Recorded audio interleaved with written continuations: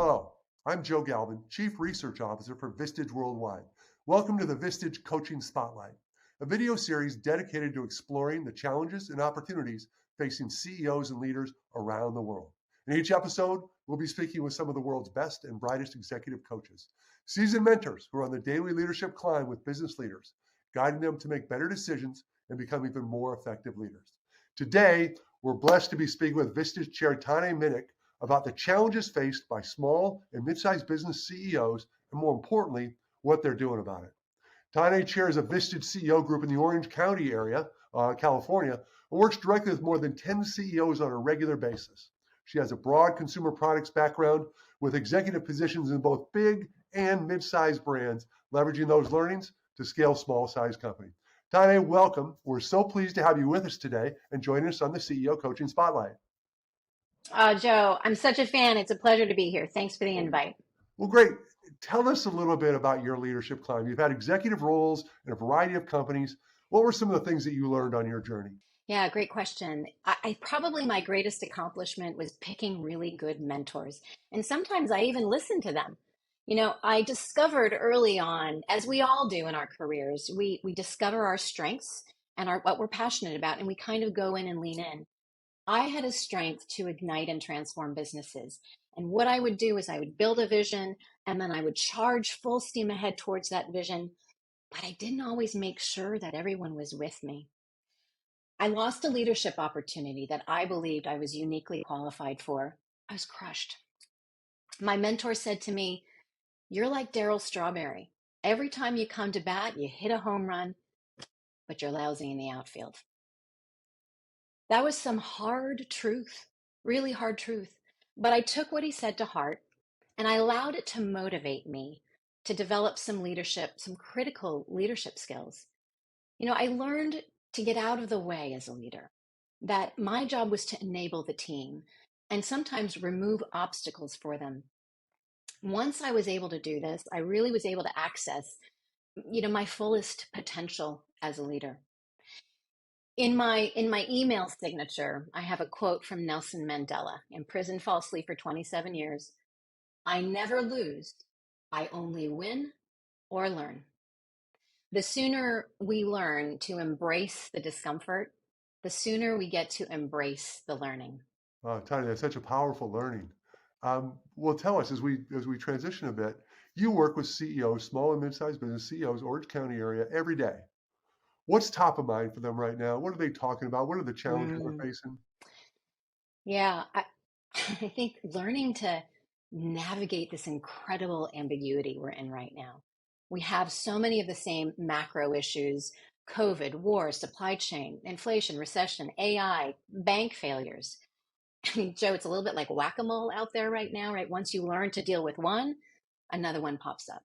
The distractions are relentless. So, how to identify and prioritize these issues right now is what they're challenged with and focused on. How do they do that? How do you, when they're, again, you have so many forces and so many factors we've never dealt with, in addition to the old demands of their business and their market and their customers, how do you manage that? How do you prioritize that? Well, I can tell you that some of them, what they're doing is looking at the internal issues versus the external issues. And so internally, building their culture of trust, right? How to attract, retain, and develop for future growth. And externally, how to expand the business in a marketplace. But honestly, they're also navigating these issues with their peers, talking about it, sharing their best practices and their best learnings. And that raises their own level of intelligence. So as they look at the challenges that they're facing, what do you think the one, two, or three top ones that they're dealing with right now in this world of ambiguity and challenges of prioritization you mentioned? Yeah, I would say that building a culture of trust Culture. and learning to navigate the marketplace, right? So prioritizing the marketplace. How are they going to grow and expand their company? Several of them are acquiring new businesses. Several of them are thinking about acquiring businesses. Some are expanding into new product lines. Some are expanding into new territories.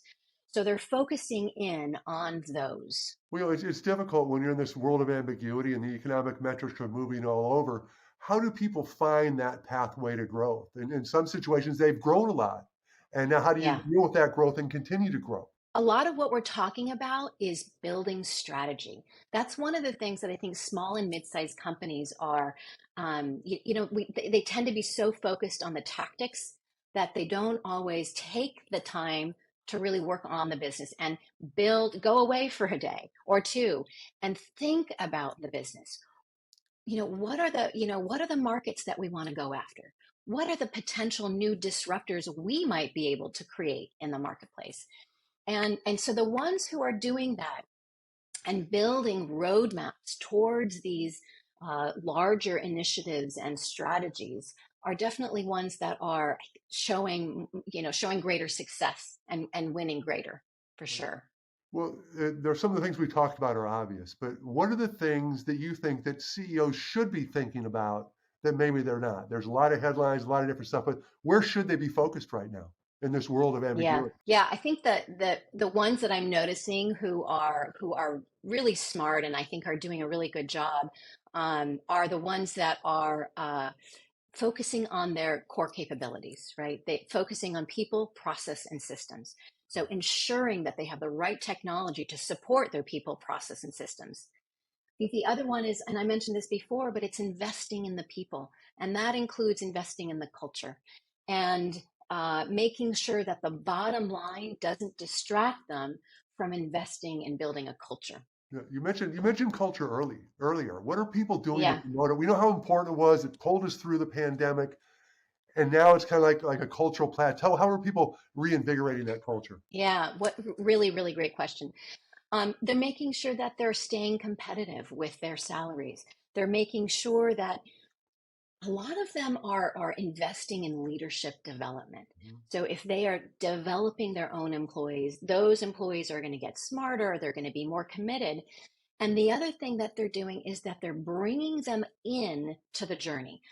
What do you think? How are we going to do this? And they're not just dictating down, but they're bringing them into the conversation of how we should build and grow the business. And I think that's a really big one. Well, you really speak to that fine art of leadership. It's one thing to read about it; it's something else to bring it to the business every day.